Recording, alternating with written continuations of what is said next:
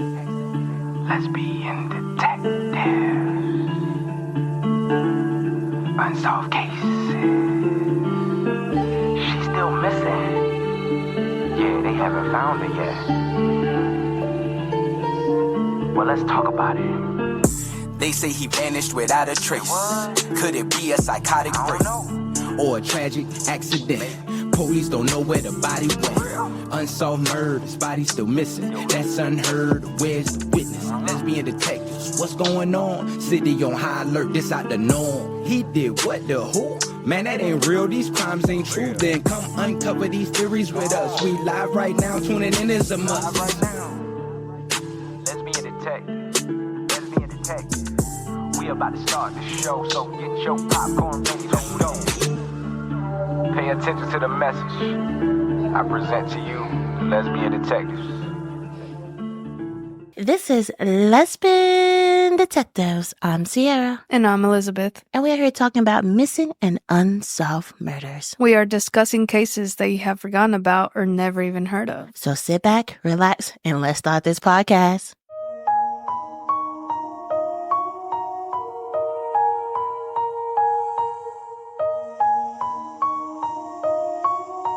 Hello, everybody, and welcome back to Lesbian Detectives. We had a long weekend, but I enjoyed every second of it. Same. Mama had her all-white party, and guys, I was kind of nervous because I'm like, oh my God, another party, you know. But this one was 10 out of 10. I have to say, it was like one of my top favorite parties. I was like, okay, my 30th is in 2 years. I am ready to plan my 30th now. The shocker was the baby. I didn't know she could dance. 2-year-old following after some AKAs. She couldn't do the pinky, but she did the pointy finger. So there's a lot to look forward to. Right, because I was shocked because she danced at home. But usually she's like 10 seconds in and she's like, okay, I'm done. But no, she did not leave that dance floor. When my mama left the dance floor, she came and like, no, keep dancing with me. Right. Guys, I hope you all had a good weekend. I hope November is bringing you all the love that it's supposed to. Let's finish out this year really good. Today's case is about a young single mother getting harassed and stalked by an unknown man who made strange phone calls to her saying he loved her and also he wanted to murder her. When he called, she always said she knew that voice, but she could not place it. No one thought the stalker would act on it until one day she was taken and killed. This is the case of Dorothy Jane Scott. Dorothy Jane Scott was born on April 23, 1948 in Pennsylvania to parents Jacob and Vera. The Scott family eventually moved out to California. Dorothy was kind, quiet, and reliable. Dorothy was a devoted single mom to her 4-year-old Sean. Sean's father, Dennis Terry, lived in Missouri, but occasionally he visited his son. Dorothy was employed as a secretary for 2 jointly owned businesses, and one of them was a hair shop, and the other one was specialized in items like lava lamps and love beans. She and Sean resided in California with her aunt. However, Jacob and Vera occasionally had the responsibility of watching their grandchild while their daughter worked. She enjoyed leading a quiet life and was known as a homebody. She never engaged in drinking or drugs. She was a devout Christian. Dorothy was single and she rarely dated. According to her family, in the early 1980s, Dorothy began to receive disturbing phone calls while at work. The caller was an unknown man. He would either talk about how much he loved her or he threatened against her life. During one of these phone calls, he told her that he would find a way to get to her alone and then cut her up into tiny pieces and no one would ever find her again. When did it actually start? Well, she told her family in the 1980s. She had no idea who it was? She really didn't. She always said that she recognized the person's voice, but she couldn't place the person's voice. So it sounded very familiar, but she's like, who is it? It could have been somebody that passed her a couple of times and said something. She like kind of knew, but kind of didn't know. She felt like she recognized the stalker voice, but she never quite was able to place it. One day he called and he said, go outside because he had something for her. She went outside and she found a single dead rose on her windshield of her car. I would not go outside. That's what I was saying. Like, I read that part. I was like, girl, don't go outside. You never go outside when they tell you. Like, it's like a horror movie when they like the phone ring. You like, don't answer it. I got something for you, and then you've been threatening me. No, I don't want to find out. Right. Like, she should have called her dad like, Dad, can you come see, or call the police. Right. Dorothy was deeply shaken by the unsettled behavior, and she had started attending a karate lesson just a week before she went missing. She also thought about getting a gun for self-defense. So it seemed like she was like, okay, like, it's getting serious. I need to protect myself. But she, like, reminds me a little bit of, like, the scary movies where they're like, don't go, but then they go where they're not supposed to. Mm-hmm. On May the 28th, 1980, at 9 p.m., Dorothy was at work. While there, she noticed her coworker Conrad appeared to be unwell, and he had a red bite on his arm. She and another colleague, Pam, headed to the emergency room. According to Pam, Dorothy had Sean with her at their meeting that night, but they stopped by her parents' house to drop him off before going to the hospital. For some unknown reason, she switched her scarf from a black one to a red one before departing. Once at the hospital, Conrad was admitted, and the medical staff informed them that he was bitten by a black widow spider. Dang. What kind of spider is that? I'm scared of every animal. I believe that's a poisonous spider. Oh, so it was good that they really took him into the hospital because, guys, don't judge me about me not knowing. I feel like every spider is dangerous. I'm very, very scared of every type of animal. / insect / person. I'm not scared. / identity. Hold on. Wait, pause. What's about this person thing? You're scared of everybody. You should be scared of everybody. That's what I'm saying. Like, you never know who people really are. Exactly. That's what I'm saying. Okay. Kind of agree with you. Dorothy and Pam remained in the ER waiting room while he was being treated. Pam said that Dorothy never left her sight the entire time. Around 11 p.m., Conrad was finally released from the hospital. The doctor wrote him up a prescription, and he was discharged. When it was time to go, Dorothy told them to wait while she go get the car. Before she went to get the car, she walked to the ladies' rooms, used the bathroom, headed to the parking lot alone. Several minutes passed as Conrad and Pam waited for Dorothy. Then suddenly, they finally saw her car approaching. Then out of nowhere, it passed them and drove off and turned. That's where he got her. Mm-hmm. But they have plenty of cameras in the hospitals, don't But they? it was like the early 80s, so it was kind of hard. Like, their cameras probably not as good as our cameras. But Yeah. Pam and Conrad, they assumed that it was Dorothy driving. But they really couldn't see because the headlights were so, like, bright. Right, yeah. Dorothy was never seen alive again. Mm. A few hours later, when neither Pam or Conrad nor Dorothy family had seen or heard from her, they reported her missing. During their search for the vanished woman, the police located her white 1973 Toyota station wagon at around 4:30 a.m. It was abandoned. It was also burning in an alley around 10 miles away from the hospital. Law enforcement saw no one at the scene, including Dorothy. So he burnt the car to get rid of evidence, but I don't know how their forensic evidence, how far it was, like if they were able to get fingerprints and do hair samples, DNA. I feel like they probably did because you think about the Catherine case, they got fingerprints in hers, and hers was like in the early years. So I feel like they had fingerprints because think about it, everybody got fingerprinted when they got a new job around that time. Trust me, only reason I know is because my mom had to go through it in the 80s. Mm. So I feel like they did, but it still wasn't advanced. But how he burnt the car, could they get the evidence? No. Mm-hmm. Seemed like he was very smart to me. Yeah, but also psycho. Mm-hmm. On June the 12th, 1980, someone contacted the Orange County Register, claiming to know Dorothy Faith. The unidentified man gave a brief but chilling account of what he has done to her. Oh, wow. I killed her. I killed Dorothy Scott. She was my love. I caught her cheating on me with another man. She denied having someone. I killed her. So he thought that the guy that took to the hospital, Conrad, was possibly the one that she was, quote unquote, cheating on him with. We don't know who he thought it was because her family said she was dating nobody. She was like very single. No, I know. So any crazy person, psycho person like this guy, is going to think that any guy that comes close to her might be her boyfriend because of the way that he views her. He might think that any other guy is going to view her the same. So maybe when he saw that she took him to the hospital, was taking care of another man, was being there for another man, made him jealous, and that's the day that he snapped and he took her. This man knew what color scarf she was wearing too that night that she took Conrad to the hospital. Because we all remember she switched scarves, so even if he saw her earlier, he could have got it wrong. But when she went to the house, you remember she switched scarf colors. So he had to see her. He had to take her. Yeah, he was a stalker. He also said that she had called him from the hospital. But Pam said that never happened. That Dorothy stayed right beside her through the whole visit. Detectives felt certain that this was assailants, but they couldn't figure out who he was. We just can't put that together, said Jacob, Dorothy's father. She worked from morning to evening. She lived with my sister. She might have occasionally dated, but nothing went far.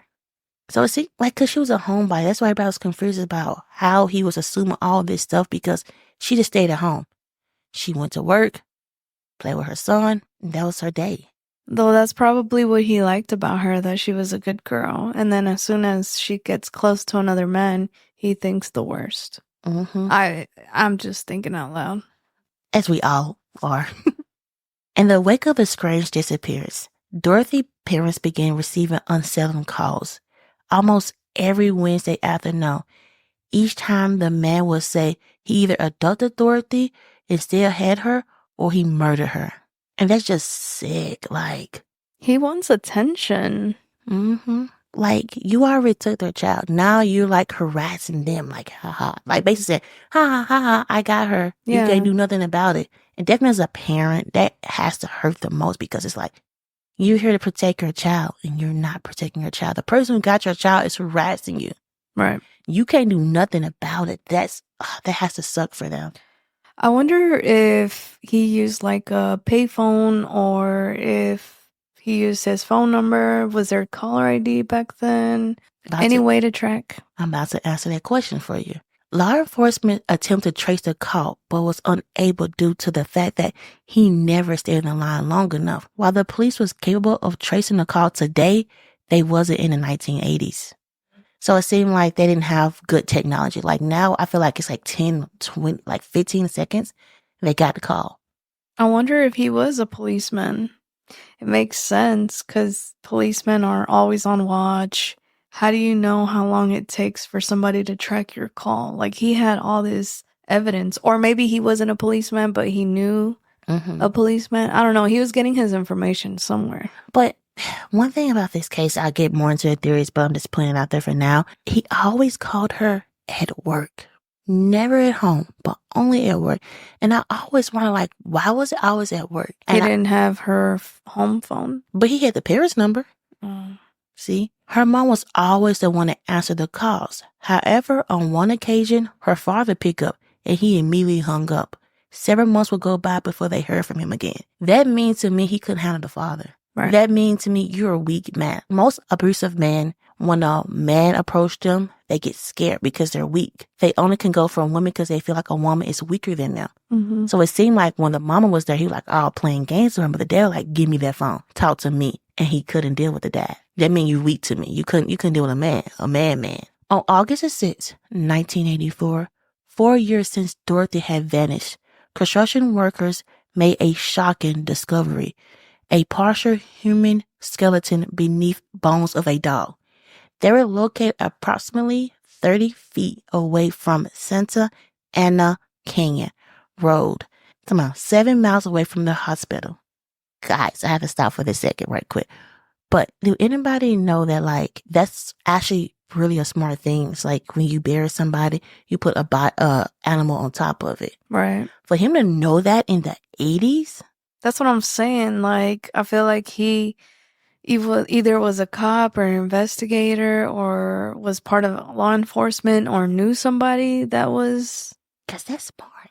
I didn't know that until, 2 years ago. So in the 80s, you really can't just Google that information. Exactly. That's what I'm saying. Like, he was very knowledgeable.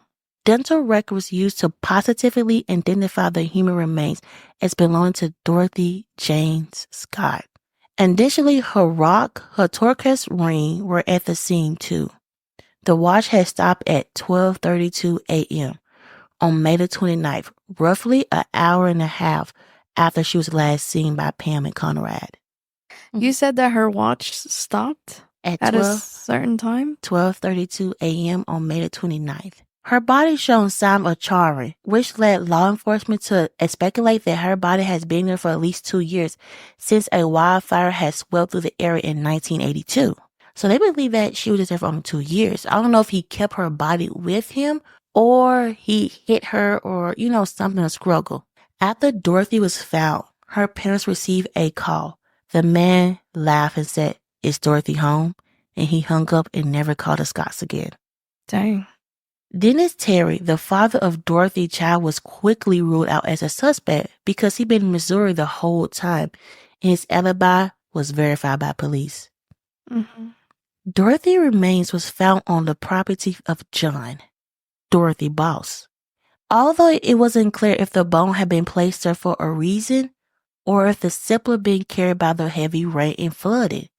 The police couldn't figure out any connection to John with the murder and never officially named him as a suspect. Another person of interest and perhaps the strongest suspect was Mike Butler. His sister worked with Dorothy and he had been obsessed with her. He allegedly had a history of cult activity and mental illness as well. Sean, who's adult now, he felt like Butler was his mother killer. Authorities believe that whoever was responsible for Dorothy's death likely went to kill again because there's another case that looks similar to Dorothy. Patricia Jean, 25, went missing from work on July the 31st, 1982. She was employed as a waitress at India Hills, California. At 3:35 a.m., she made a call to the local Circle K to say that her vehicle was broken down. That was the last time that anyone has ever seen Patricia or heard from her again. Around 5:30 a.m., Riverside County officer discovered her Toyota Celica burning in a field. Patricia has never been found and her case remained unsolved. Dorothy Jane Scott case is still open but has gone cold due to lack of information. Sadly, her parents has passed away in 1994 and 2002. Mike Butler died in 2014 at the age of 68. Sean, as well as Dorothy's other surviving loved ones, are still hopeful that her case will be solved and might give them closure. Before we end this case, remember the person that we talked about. Dorothy Scott was a kind soul. She was a beautiful person inside and out. She was sweet and she was a homebody. She just went to work and came home to be with her son. She was working so hard to provide for her son. Her son grew up without his mother. Her son is still trying to find the person that hurt his mom. I know this case is still cold, but it's never too late to solve a case. Please, if you have any information, tell the police. And this is the case of Dorothy Scott. Let's get into some theories. Let's get into some theories.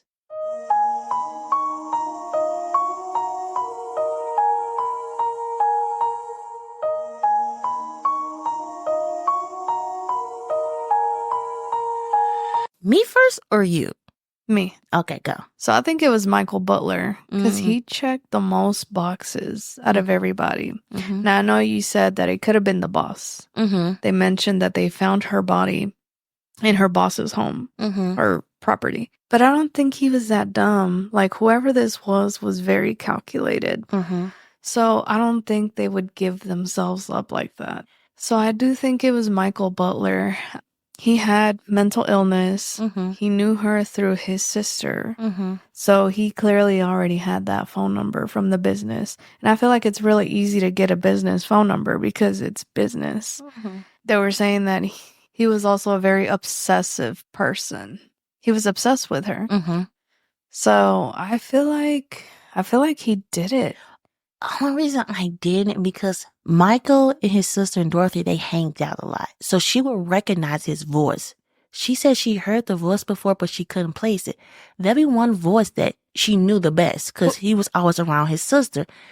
I feel like it had to be someone in that building. For some reason, I thought it was a janitor. Think about somebody that's like, you can't see that much. that he's always there. He probably said, hey, can I take your trash? She probably heard that man speak before, but she couldn't place it. I don't know. I'd assume because what if she was getting closer to her boss and he kind of saw it and he was getting jealous? What if it was the boss that he felt like she would cheat on him with? Because that was like working late at a meeting and all that stuff. She had to work closer with her boss, always around him. That man probably saw her with the boss. It was like, I don't like that. And that's why he put her body on his land. I feel like it was something towards the boss than anything. That makes sense too. You want to have them close. But I was going to say a lot of people's voice changes over the phone. Mm-hmm. Like sometimes, I know I sound different in person than I do over the phone. No, not really. I mean, some people do. Or sometimes whenever somebody's on the phone, like say they're doing something bad, they're going to try and alter their voice. So maybe that's why it sounded familiar, but she couldn't make it out. I just don't think, like, somebody who's a crazy serial killer, they'll probably just take a trophy. But once they're done with that person, they take their lives, they'll probably just take a trophy. Mm-hmm. But I don't think they would incriminate themselves like that. No. What do you mean, the boss? Yeah. Because he was smart. He burnt the car. He placed a dead animal on top of her. He wouldn't put on his land. He wouldn't put on his land. I think for some reason, I feel like the killer, Dorothy, and the boss are very connected for some reason. Like something because he put it on the boss land for a reason. It was something about the boss. Well, maybe the boss was like another man in her life. Mm-hmm. And that's why he was like, okay, if I obsess this much over her, maybe this other man will. Like, I don't know, like people like that, you don't know their reasoning. But it almost seems like he had an issue with men. Mm-hmm. Like you even said, when her dad picked up that phone, he hung up. He couldn't have a conversation with another man. And it's like, back to the theory that I was saying, whenever they took Conrad to the hospital, like that's when he just flipped the F off. Like he killed her because she was interacting with another man. It's like men triggered him for some reason. Mm-hmm. I was thinking about that day because you guys know I like to picture it, right? She's in a meeting with her coworker. She has her son with her too. So it's got to be like her boss had to be cool for her to bring her son because nowadays, that's not going to lie out. So Conrad got sick. He got bitten by something. So they're like, okay, let's take him back. I wonder, was he in the parking lot? Watching her wait until she get out because he had to see her drive home, drop her son off. Well, drive to her parents' house, drop her son off, and drive back to the hospital. He had to sit there because they was in there. We all know. We all been to the ER before. It's not a quick visit. So he had to sit there for, I don't know, like a couple of hours just waiting. That he had to be that man. And for him to lie and say, oh, she called him. And Pam was like, no, he wasn't. One thing about a stalker, they have this picture of what the person doing to them. Like, oh, we in love. We love each other. But that person probably never even met that person before. Only reason I don't think it is Michael, because they say he had mental illness. I feel like he wasn't that smart. Not because he had mental illness, because he showed his obsession. This person seemed like he kind of hide behind it. He didn't want to be seen, if you think about it. He put that rose on her windshield. He like, go look at it. She would have saw, like, I don't know. I seem like Michael, because I read about him a little bit. He was always in her face like, oh, I love you, all this. But this person, he was kind of hidden a little bit. He didn't want to be seen. He didn't make a move on her. What if he did make a move? What if she just smiled? Because you know how some guys are. Not all guys. I'm not going to put it out there. Some guys are. You can smile at them and they think you want them. If it was Mike in the parking lot, she was going to recognize him. Mm-hmm. And maybe that's why she was trusting. And then maybe that's when he snatched her. It's almost like she knew him or she thought she knew him. I don't know. One thing I couldn't found, and I don't know if guys you can correct me on it, the police. I never really read that she went to the police about this. Right. Because I look, and sometimes I don't want to put some information on the podcast if I don't know the real answer. Some said she did. Some said she didn't. So I don't know if she really did went to the police. But it seemed like She was scared enough to like, I need to go get a gun. That was one thing that was important to me. And she started taking lessons to defend herself. I feel like he didn't kill her immediately. For some reason, he had to live out his fantasy world. And then he had to kill her. Like, I don't know. Because we have seen with cases where women get abducted or kids get abducted and they are kept alive for a long, long time. Like JC. She was abducted at her school bus and she was kept for years and had kids with the abductor. So I don't know. I feel like he wouldn't killed her too fast. He was too obsessed. To me, I don't know. What do you think? I mean, if she made him mad enough, if she said, no, I don't love you or whatever, like, he's like, okay, what's the point of me obsessing over this woman that doesn't care for me? And maybe he's tried to make her love him, but if she doesn't feel that way and then she gets kind of hateful towards him because she has a son, he is like the last thing on her mind. So the love wasn't reciprocated. So he was like, okay, like, let's end this. I wonder if they record the calls with the parents. Record the calls. And I wonder if they have a video of Mike now. I mean, Mike is dead. We all know that. But I wonder if they can because nowadays technology is amazing. I wonder if they can get the recordings in Mike's voice and put it together. Because it would tell you, even though if he tried to hide his voice, it was still picked up on certain words. I wonder if they can do that. I always wondered that part. Did you keep the recordings? Right. Because it seemed like they were trying to trace, so it seemed like they probably recorded a little bit, right? Yeah. I wonder if somebody has even 2014, so they had to have a video or recording of his voice a little bit. Yeah. But I mean, go ahead. Or when the police interview him, they taped it. Can we see it? Can you try your best then? I know it was definitely somebody close, and how they probably got the parents' phone number is say they did hold a service for her, like her disappearing, or they have missing, call this number. Maybe that's how they got the parents' number. Or, back in the day, guys, I have did my little research that you would call a number hey, I want to get in contact with this person. The 411? Yeah, 411. And they probably got it like that. Because it was easy back then to get people a number. It's hard nowadays. I feel like it's easier now than back then. Oh, it's a great disagree on that one. What do you guys think? It's easier or harder to get people a number nowadays? Easier. Technology. Come on now. Okay. I don't know. We'll talk about this later. Okay. But, I mean, for sure they were probably putting out their information. Hey, call this number if you find her. I don't know if they offered some reward before they found her body. I wonder why they took the friends, because the friends saw it. I wish the friends, because they assumed it was her. And think about it. What if he was in her car waiting on her? Did they interview any of her friends? Yeah, they interviewed Pam and Conrad, and they told exactly what happened. That's why when he said, oh, yeah, she called me from the hospital saying to come get her, Pam was like, no, she didn't. She sat right beside me through the whole thing. She never left my sight. So how did she go and call you? That's what I'm saying. It's somebody that he lives in a fantasy world, that he think that Dorothy wanted him. That's why I think it was Mike, because he did suffer from a mental illness. I don't know. I think it was somebody at the job, because she was a secretary for 2 companies. So it could be anybody that she just met on a day. Because stalkers, it doesn't take much for them to stalk you, really. They just see you one good time, oh, she's flirting with me. Oh, she loves me. Oh, she could have said hi to this man. He hi back and she wants me. Right, but the top 2 suspects were her boss and Mike, right? Yeah, that's the only thing they had, but they could never pinpoint on Mike. The police never believed it was Mike because they felt like Mike wasn't smart enough to do it. This one is tricky because it could be, first of all, let's say it can be anybody. It could be someone hidden. It could have been her boss. It could have been Mike. It could have been a janitor. It could have been a cafeteria person. We don't know. But to me, he didn't stop.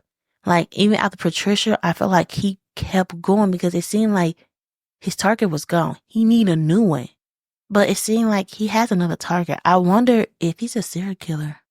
Because he had Dorothy, then they said Patricia. Okay, Patricia, we don't know if alive or dead. What if he's okay, done with her and move on to a new target? Because he seemed like he's going to go to target to target to target. Because a person like that doesn't seem like they can hold down a job because he has a stalk. You can't stalk and working. So what if he lived like his parents or a family member to stalk her? Do you think the person might had a job or like a decent life? No.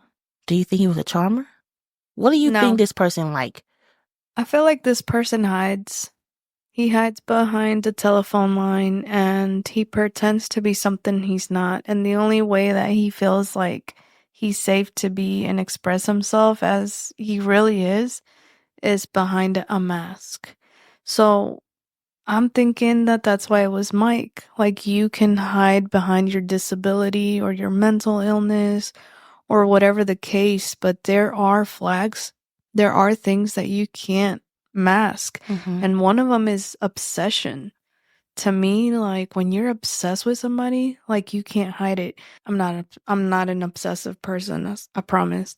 But I remember, like, whenever I first was realizing that I was gay, and I remember, like, seeing a pretty girl, and, like, that girl would be, like, in my mind, Mm-hmm. you know? And it's not that I'm, like, obsessing, but I knew that I was like, okay, like, she's pretty, like, she's in my mind, but I'm not gonna do anything inappropriate, you know? To me, it was, like, just in my mind.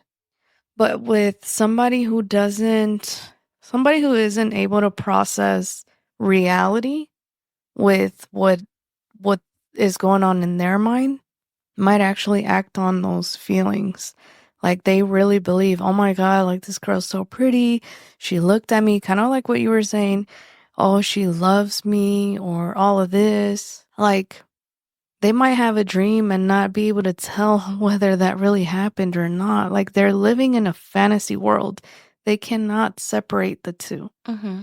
So, because he was an obsessive, compulsive person, that's why I feel like he did this. Because he wasn't living in a reality world. I don't know. That's just my theory. Only thing I feel like it's not Mike. Mike showed, like he said, like, I like you, I love you, I want to be with you. This person, to me, how he act, he kind of hid. He kind of wanted to terrify her a little bit. Mike, Yeah, because what if she turned him down? I'm trying to say that, like, Mike was like always in her face trying to date him. I mean, always in her face trying to date her. But this person seemed like he was hiding behind closed door. He wanted her to know that he saw her, but he didn't want to be known. To me, I don't feel like it's Mike, because Mike, everybody knew he was obsessed with her. He could have easily figured it out. But this person right here, he kind of hid it to me. If Mike, he knew that, everybody knew that Mike liked her, right? I was crazy about her. Think about the rose. When he placed it, he would have stayed there like, yeah, like you see, he would have showed her like, yeah, I did this for you. But what if he sees that his first approach isn't working, so then comes his second approach, something more mysterious, almost like the modern now catfish that we have going on? I'm sorry, I don't think it's Mike. I think it's somebody that she met probably once or twice that was like, oh my God, she want to be with me. Like, I don't know. I don't think it's Mike. Okay. I could be wrong. Hopefully we have an answer soon with this case. Let's agree to disagree. I feel like we really never agree on who we think the person is. So what are your guys' theories on it? Tell us in the description. Tell us in the comments. Go to our YouTube, watch the case, tell us, or even email us, inbox us. Tell us what your thoughts are on this case. We are on all social medias. We are on YouTube. We are on all major podcast platforms. Follow us. Do a review on us. Tell us how you feel about this case or any other cases. We also have case suggestions. Please tell us what case that you would like to hear. I did have somebody and said that he wanted a case, and trust me, it's on its way. It will be come out this month, as I promised. But I cannot wait to hear what you guys thought. Thank you all for supporting us. We are a newly true crime podcast. We're learning the ins and outs of this, but we are thankful for everybody that has followed us, liked us, listened to our crazy theories.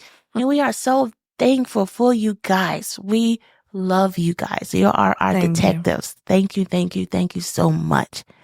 This is Lesbian Detectives. I'm Sierra. And I'm Elizabeth. Don't forget, everybody's a suspect. Until proven innocent. Bye. Bye, guys. Lesbian Detectives. Unsolved cases.